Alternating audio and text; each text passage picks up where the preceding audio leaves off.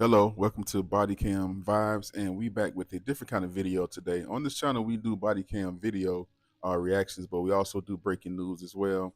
I'm pretty sure y'all heard about the senators and the lawmakers getting unalived and shot in Minnesota. So we're going to play the video, and then we just go have a discussion about it. All right, let's get into it. And her husband, Mark, were shot and killed early this morning in what appears to be a politically motivated assassination. Our state lost a great leader, and I lost the dearest of friends. Speaker Hortman was someone who served the people of Minnesota with grace, compassion, humor, and a sense of service. She was a formidable public servant, a fixture and a giant in Minnesota. She woke up every day determined to make this state a better place. She is irreplaceable, and we've been missed by so many. Minnesota's thoughts and prayers are with her family, her loved ones, her children, and her parents. My prayers also go out to State Senator John Hoffman and his wife Yvette, who were each shot multiple times. The Hoffmans are out of surgery at this time and receiving care, and we are cautiously optimistic they will survive this assassination attempt. This was an act of targeted political violence. Peaceful discourse is the foundation of our democracy. We don't settle our differences with violence or at gunpoint. About 2 a.m. this morning, there was an original call in the city of Champlin where there was an individual that had shot Senator Hoffman and his wife.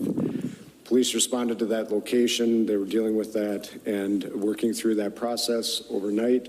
And then later on, at approximately 3:35, that another call came in when it was officers proactively checking because they knew of the incident that occurred, and they were going to check on Speaker Hortman at that time, at which time Brooklyn Park police officers encountered the individual who immediately fired at them, and they exchanged gunfire, and then the individual was able to escape during that exchange of gunfire. At the residence in Champlin, there was life-saving measures that were provided there. Both individuals were transported, as was previously noted, and they both received surgeries for their injuries at the hospital, and their conditions are at this time, both those individuals, Senator Hoffman and his wife, are both alive at this time, but they suffered gunshot wounds and are obviously in a difficult situation, but we're cautiously optimistic that they will continue to improve. At this time, it is a very active scene still, as you've seen. The Brooklyn Park Police Department, along with other members, the Hennepin County Sheriff's Office, State Patrol, FBI, BC, and many others are actively engaged in a manhunt for the individual that we believe is responsible for this. And so we'll be sharing the identity with those individuals as this progresses, but I'm going to caution you, I know there's going to be a ton of interest in this. We're not at the position we can do that as we're actively searching for that individual. Okay, that was the first half of the video. Well, I think more coming. Let me see if it's playing through. Hold on. He's not a real police officer. This is Okay, I'm trying to think because I did split it up, and it was like one half. That's before they didn't have any information about the shooter, and I think this new video is coming up. I think this after when they say they think they know who this shooter is. okay. Somebody that clearly had been impersonating a police officer, again, using the trust of this badge and this uniform to manipulate their way in. Now, we do have confirmation of who the person that police are looking for in connection with the shooting of these state lawmakers. And we're now able to confirm that police are looking for Vance Boelter, born in 1967 in the state of Minnesota. Maggie Vespa, you have more on this. Yeah, Jose, this just into NBC News, according to 3 people familiar with the investigation. Vance Boelter, a 57-year-old man from Minnesota, is the person authorities are now looking for in connection with these two, what they're calling politically motivated, politically targeted shootings in the Minneapolis area earlier this morning. And that name, Vance Boelter, spelling Boelter. Again, that's according to 3 people familiar. And remember, this is the guy who they say showed up at these 2 homes, and you're seeing Senator Hoffman's home from earlier this morning with those bullet holes in the front door, that chilling video from our affiliate on the ground. This is the guy who they say showed up at these 2 homes starting around 3:30 this morning. Dressed as a police officer, wearing that blue police officer shirt, that tactical vest, that utility belt with a dark-colored SUV. It looked like one a police officer might be driving, with lights and sirens on the top. In other words, authorities saying completely impersonating an officer of the law, knocking on their door early in the morning of these 2 Democratic lawmakers in the state of Minnesota. And they say targeting both of them, ambushing them with gunfire, shooting each lawmaker, including Senator Hoffman, and Melissa Hortman, Representative Hortman and her husband Mark, shooting each lawmaker and their spouses. Representative Hortman and her husband both passing away, killed during this shooting. Senator Hoffman and his wife both taken to a local hospital for surgery. Authorities hopeful, officials hopeful that they'll pull through. They have so far survived. But this is a major update now confirmed by 3 people familiar with the investigation to NBC News that Vance Boelter, they say, is the suspected shooter who they believe ditched that SUV, took off on foot, and is now at large in the suburban Minneapolis area with this massive, you can see that SUV there being towed away, with this massive manhunt underway. Jose. Let's look at that, Maggie, because that's the one that the suspect was utilizing. Boy, yeah. You see that? The lights on the top. There is That's crazy, man. And in the plate, you see the plate right in the front. It says police. Right. Got to pause right here and say a little something right there. That is crazy to know that this man pretended to be a police officer and got the real lights, got the undercover car things and everything, man. Yes. And, go ahead. Go ahead. And that's going to make people more like fearing the cops. They're going to be scared because they don't know who's going to be real. Right. Well, let's take it from the top. Well, I know we got a little more to go. Let me see what they're saying. Okay. You want to continue or you want to? We go ahead and let's go but finish what they're saying first. I mean, and again, this is Go ahead. We've talked about, I mean, you and I were just talking. Keep in mind, it was pitch black. It was before dawn, 2:30 in the morning. And you point out, right, those lights on the top, just frankly, the shape, make, and model of that SUV. Let's take a look at that, Maggie. Let's look at that together. Here Folks, it goes. Watch this. Look at that. The back, there's some stripes there. You got I think the tag in the front says police, the lights on the top, and then there are some lights inside that are actually still moving. Boy, that top and bottom of the front windshield, look at that. I mean, this is as close to a police SUV as you can get, if it's not one, because it's just, how do you at 2 in the morning or 3 in the morning or 3 p.m. not think that this is a police vehicle? And I'm glad we're showing it again. Let's look at it together. There's some numbers on the top right of the back of the vehicle. No, just those stickers on it, as long as that, as well as that bumper in the front with those lights, top and bottom of the front windshield. Take a look at that. And it does say, what does it say? It says police. Yeah, right. No, that license plate says police. The shape, make, and model of it is something that authorities were very blunt. They said, look, this absolutely looked like. In other words, they just stopped short of saying this guy did a good job of making himself look like a law enforcement officer. The way he was dressed, the gear he was wearing, that vest, that belt, the car he was driving, the lights and sirens on top of it. There is no way, from Minnesota's governor to the other law enforcement officers who have spoken at these press conferences today, saying there is no way that these 2 Democratic lawmakers, again, hours before dawn, middle of the night, would have been able to tell that they weren't answering the door to a law enforcement officer. You see it going by again, Jose, with those lights still flashing in this video. And again, it was so authentic. It was so real looking that we just talked about this a little bit ago. As they conduct these manhunts across the area, they are reminding people, you know, police may be showing up to your home in vehicles that look like that. They're going to be dressed like law enforcement officers, but this is key. Only answer the door if you see 2 or more police officers or law enforcement officers coming to your home at once. Because again, they say this guy was dressed like police, he looked like police, but he was acting alone. We today will not be, because Jose, they know there is. Yeah, let's go ahead. What do you want to say? I'm still in shock that this is playing out like something out of a movie. Yes, it's crazy, man. I've seen it on a movie before. It's how they unalive people in movies all the time. Right. Never thinking that we would be seeing things like this over and over on the news in real life, Yes. as if these people aren't real. Mm. These are people who,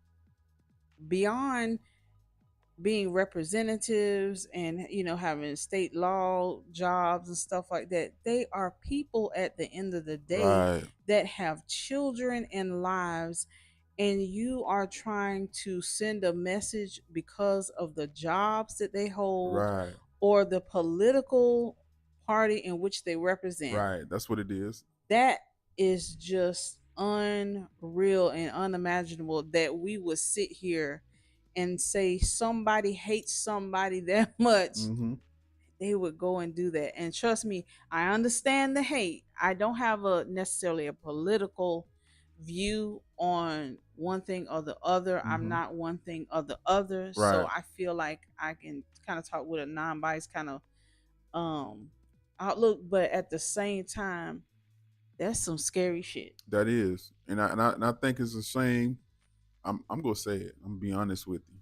I don't care if you Democrat or Republican. At the end of the day, you human, Right. That's what and we shouldn't let. First off, I'm gonna get political for a moment. All of them play games and lie to us anyway. Right. So who can you trust? Right. You are in that much love for one party that you will unalive or hurt somebody, but you still ain't gonna change the system. Exactly. Because people still gonna do what they do. Right. They gonna make these laws. They gonna still do what they do.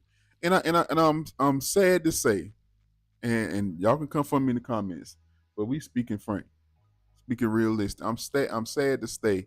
I can't talk. Sad to say that this current administration is provoking this. Yeah. And that's a shame. Y'all can call it like you want to see it. You can say what you want to say about it. It is. It's sad, man. It brought out the hate. It brought out more hate. Yes. We're so divided. Yes. When he got in office, I've been alive for 40-something years. Yeah. I've been in George, the first Bush. I've been in Clinton generation, and I've been in the second Bush. I've been in Obama, and I've been in the first Trump, Biden, and this Trump right here. And I never seen it as divided as we are when Trump got in office both times. Yes, yes. I had family members mad. They split. Yep. There's people saying, I don't talk to my friend no more because he voted for this. I don't talk to my friend no more because they voted for Biden. And I think it's crazy, man. Yes. And because of this right here, this is stuff, it's going to happen more, man. It's crazy. Now we can't trust the cop come to the door. Nope. Everything just seems like a bad joke and a bad horror movie. Yeah. And it's scary because this is what we've become. Like you're saying, this is what we become over your hatred for a political party. Right. That's it. Yeah. And have you seen anything? Like I said, I'm biased. I'm not non-biased. I don't care for one or the other. Same here. Same here. I'm being honest. Same here. So yeah. Yeah. But I feel like, when has it gotten better? It's been 6 months now, or however long he's been in. Is this what we call better? People protesting across the states, from state to state. Right. Crime is at an all-time high. Right. Political crime is at an all-time high. Yeah, man. Racial bigotry is at an all-time high. Right. Because of this person, which, I mean, it's always gonna be here. Because people just always seem to want to just battle about something. Right. So I'm literally like just tired of seeing our people just fighting over names of political parties. Right. Yes. And that's it. That's it. That's what your argument is. Yes.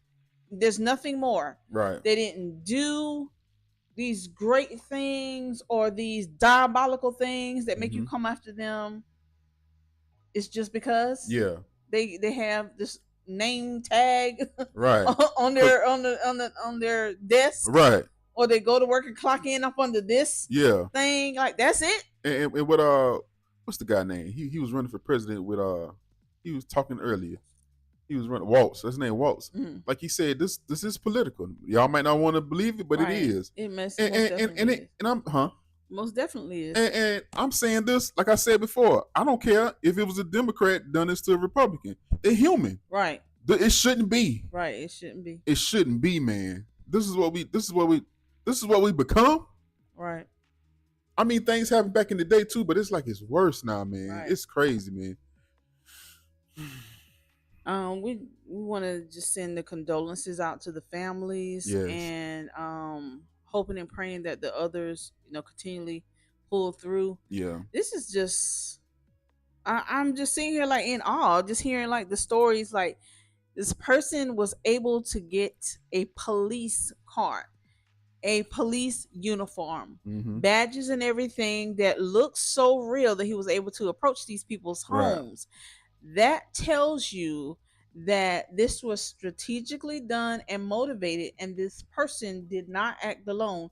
He probably has some kind of organization he's a part That's right. of, That's right. and it's definitely done with his intention had to be something political, like what they were saying. Yeah. But it was done strategically for a reason. So if I were all of these, which I'm sure is happening now, all of these other political leaders, y'all might want to just have guards around Yeah, your y'all house. do. Yes. Leave your homes and go be somewhere else. Maybe get Yeah. an Airbnb under somebody else's name or something. Yeah. Because I don't think this is over. I don't think this so is either. over.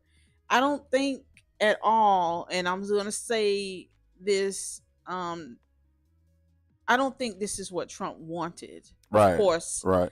But I'm just saying this is the outcome of when you allow people to believe that you're Right. okay with making America your kind of great again. Right. That Yeah. this is the outcome where everybody's out of control and everybody's Yeah. picking sides and everybody's saying, Right. I'm about to load up, Mhm. mount up, and rack up on, firepower and, Yeah. and do these radical things. Is Yeah. this what you were talking about? Yeah. Making great again? And I'm Because if that's okay, let me get my damn passport so I can leave. I know if it's gonna be like this, It's getting crazy. it's getting crazy. And I'm gonna say this: I'm not the biggest fan of Trump. To be honest with you, Mhm. and I wasn't the biggest fan of Biden either. No. So don't even go there. Definitely not.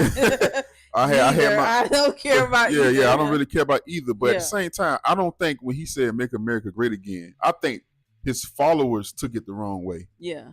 Well, I think he was a little of both. Yeah, But I'm saying it wasn't all racially yeah, motivated. yeah, But I yeah, do think he Yeah. was saying we got to go back to some of those old ways of thinking. yeah. But yeah. But I think his followers took it extreme. Yeah.